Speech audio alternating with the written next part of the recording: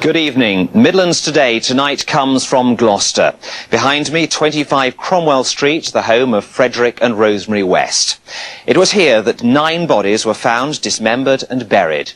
Over the last 30 days, some of the most shocking evidence ever to be heard in a British court has detailed how those and other murders were carried out. But why so many died before the police and social services realised what was happening has still to be answered. As Rosemary West begins a life behind bars, the MP for Gloucester tonight demanded a full public inquiry. Mike Kilbane now reports from Winchester. It had been one of the most sensational trials in history. One of the key prosecution witnesses, a woman who told of her violent lesbian relationship with Rosemary West, could hardly wait to tell now of her delight at the guilty verdicts. What are your memories of Rose West now, then? She was evil. Absolutely evil. Just an evil woman. So I'm delighted. As far as I'm concerned, the evidence that I gave was to convict her on the murders that happened with the girls in between Charmaine and Heather. So if they believe me, they could only convict. They could only find guilty. They have. I'm pleased. It meant they believed my story. Would you sum up your feelings right now? Just relief. 7 times the jury foreman was asked what was the verdict of the jury, and 7 times he replied, guilty. Guilty to murdering Linda Goff, Carol Cooper, Lucy Partington, Therese Siegenthaler, Shirley Hubbard, Juanita Mott, Alison Chambers. Mr. Justice Mantell, sentencing Mrs. West to life imprisonment, said that if people pay attention to what he thinks, she will never be released. Then he said, take her down. A few moments later, he paid tribute to the jury. He said they'd done the most difficult jobs in their lives. With his client now a convicted serial killer, West solicitors said she was now a victim herself, claiming there'd been a miscarriage of justice. My client is totally devastated. She wept uncontrollably after hearing the verdict of the jury. She continues to maintain her innocence and retains the love and support of her children. She contests the verdict, and we are actively pursuing an appeal on her behalf. Lucy Partington, a university student from Gloucestershire, vanished after missing her bus home from Cheltenham while at home for Christmas with her family. She was abducted by Frederick and Rosemary West and taken to 25 Cromwell Street, where she became one of the 7 victims of sexual abuse. 2 years after Lucy Partington's disappearance, the cellar of 25 Cromwell Street was concreted over and used as a bedroom for the West children. Lucy Partington's remains were found in what was known as the nursery alcove. In the trial, the prosecution claimed the experience of Caroline Owens, who told of being abused and abducted by the Wests, provided the blueprint for the girls that were to follow. At a news conference after the trial, the police and Gloucestershire Social Services denied that mistakes had been made which allowed the crimes to continue. There were some hints here, there were some things said and so on, and that's been described by Mr. Honey and Mr. James. But I think you've also got to recognise that plausible answers were given to those points that were made. And we don't, as a matter of routine, go to people's houses and look in their cellars. There was no way of predicting that this case was one in which serial killings would occur in such numbers as to make it quite unique in terms of child protection experience within the United Kingdom. The MP for Gloucester said that even after the trial there had to be another public examination of what went wrong. Huge questions are unanswered, and if we're really going to learn lessons for the future, which is what all this is about, to try and ensure that safeguards are in place, that this sort of thing is never repeated, then we've got to do the job properly. That means a full public inquiry. At the end of the 8-week trial, West was driven away for the last time, knowing that she's unlikely to ever see life again outside the prison walls. Well, the question that many people are now asking is what drives someone to commit murders in the way that Rosemary West did? Joining me now from Liverpool is one of the country's top investigative psychologists, Professor David Cantor. Professor Cantor, how could Rosemary West have committed these atrocities in this simple terraced house in Gloucester? How could she actually do it?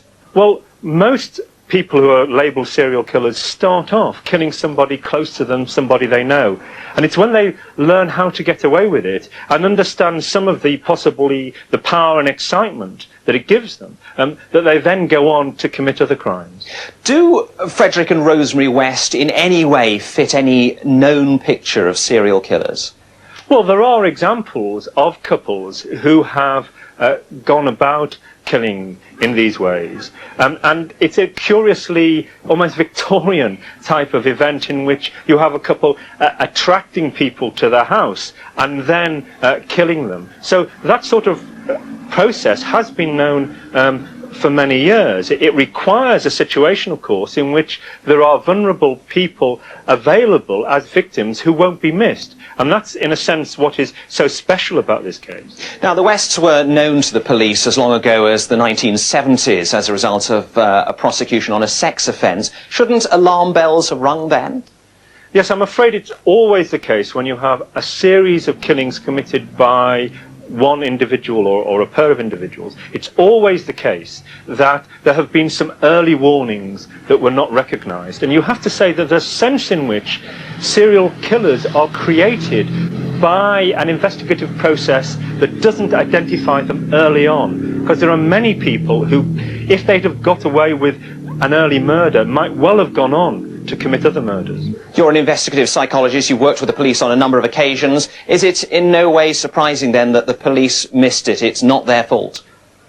No, I think it is unfortunate that the police missed it in this case, and I think the sort of training courses that we now have for police officers who study with us at the University of Liverpool will alert those police officers to the sort of issues they need to take account of and may reduce the risk of this sort of thing happening in the future.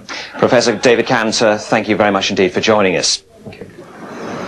So we now know Rosemary West murdered 10 young women and girls. Including those who died at the hands of Frederick West, there were 12 murders, 9 of them inside this ordinary terraced house in Gloucester. For 16 years, the killings went on undetected. Many of those who died seemed simply to disappear. Mike Kilbane has been investigating the background to the Gloucester murders. Gloucester in the 70s was a city of historic charm, but in something of a backwater. After the swinging 60s, it was a time when it wasn't unusual for young girls to leave home in search of a new life and independence, a search which for some ended in tragedy. March the 2nd, 1994. At a news conference in a lecture room at Gloucester Technical College, the police revealed the first details of the Cromwell Street investigation. A 52-year-old Gloucester man has now been charged with murdering 2 women following the discovery of the human remains in the city and in the garden of the house at Cromwell Street. There is no evidence at this time that any other bodies exist or any remains in Cromwell Street or elsewhere. But within days, as they continued to question Frederick West, the story of a serial killer began to unfold. Over the next 2 months, police diggers unearthed the remains of more victims. Gradually, with each discovery, the gruesome history of 25 Cromwell Street emerged. But the jury at Winchester was told how the West perversion was evident as long ago as 1973. At the time, the Gloucester Citizen reported how the Wests abducted and sexually assaulted their former nanny.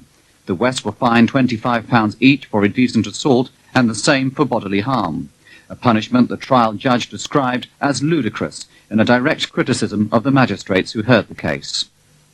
The West case 23 years ago was heard here at Gloucester Magistrates Court. In those days, the police did their own prosecutions. There were no solicitors involved. The hearing took just half an hour, and one of the magistrates who heard the case then said that they never considered sending the West to prison because of the evidence and because of Fred West's demeanour in court.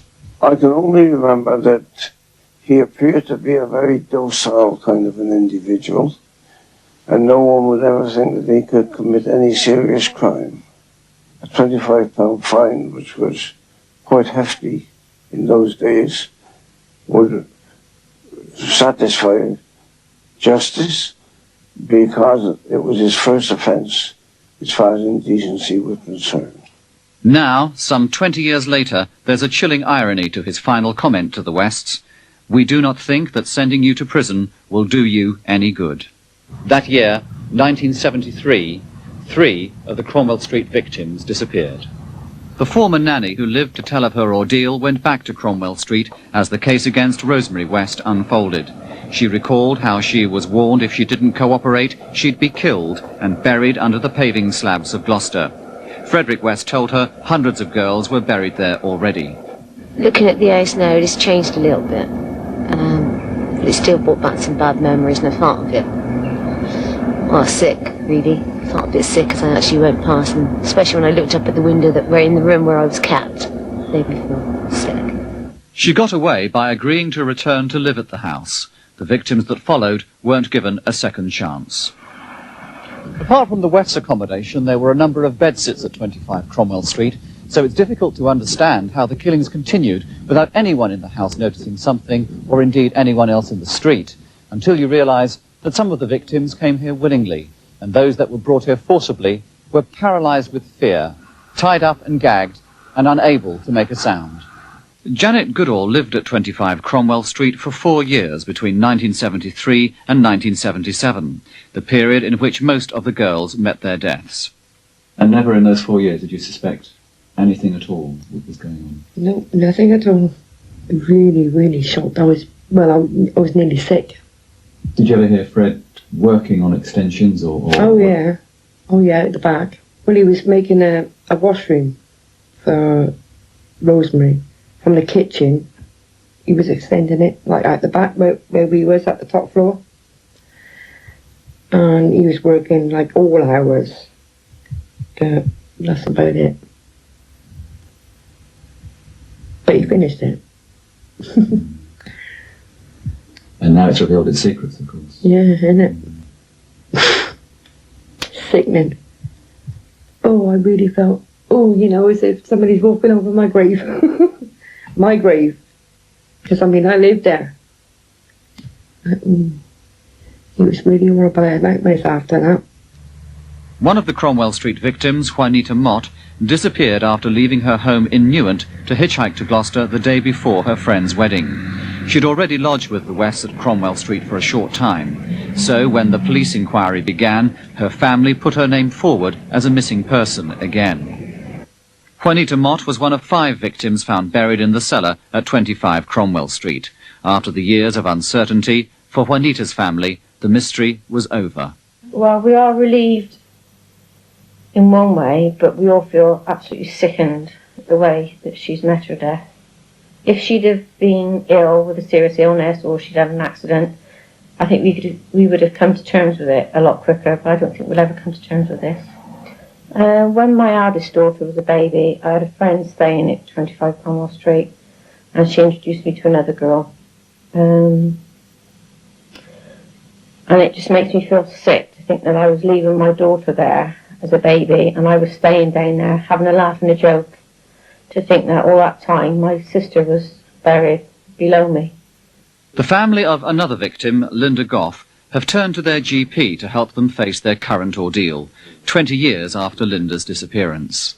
They had dealt with Linda's disappearance, had presumed possible death 20 years before, and now all the reconstruction of their lives that had followed from that and the reconstruction of their grief was thrown to the winds.